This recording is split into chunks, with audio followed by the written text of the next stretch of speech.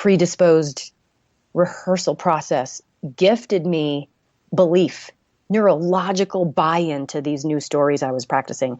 And I interrupted my first seizure, and I've had seizure halos maybe 3 times since in more than a decade. Never had a seizure again. The interruption broke the pattern, and I can literally feel a seizure halo coming, and I can circumvent it with the just very simple thoughts that I had used in that same rehearsal. And so at that point, I really felt like I had saved my life. My last 3 seizures were so bad that I almost couldn't resuscitate. And I knew if I had another one by myself with no one there to help me, I might not breathe again.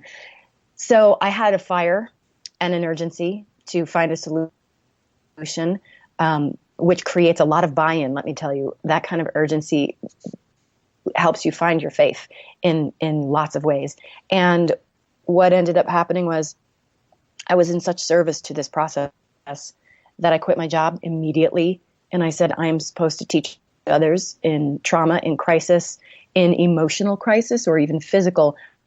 I need to teach others that this is possible, that healing even the most gripping subconscious patterns is possible. And I never looked back. I quit my job and fought really hard to bring this unnamed thing to people against a lot of skepticism and disbelief. And then eventually, after a couple of years, someone said, you need a name for what you're doing because no one really knows what this is. And so so I then called it neurosculpting.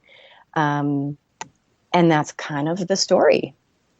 Man, there's so much to unpack there. So just going back to your bio, and I'm reading, and I noticed something interesting. You call it neurosculpting modality. And I didn't pick that up at first, as opposed to neurosculpting meditation. Is there why define it as a modality as opposed to strictly a meditation? Yeah, it's a great question. Because it was unlike any meditation form I had ever studied. I'm trained in TM, Ascension, and, closet studies of all sorts of other forms, and nothing ever was structured quite like this. It has elements of hypnotherapy in terms of the structure and the induction, but it also does things based on what I was learning in neuroscience.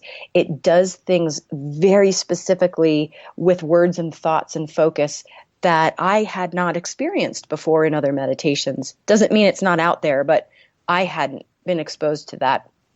So it felt like more than meditation.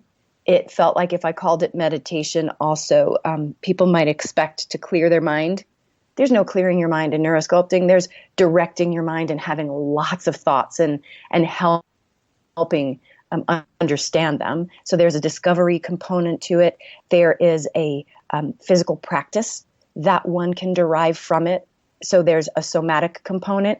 And then, of course, in all of our neurosculpting classes, we are always talking about exercise and nutrition that will amplify neuroplasticity and these practices, and even social factors that go into it. So it is more than just a practice. It becomes a framework. And that's why I called it modality, because it's a framework for many facets of life.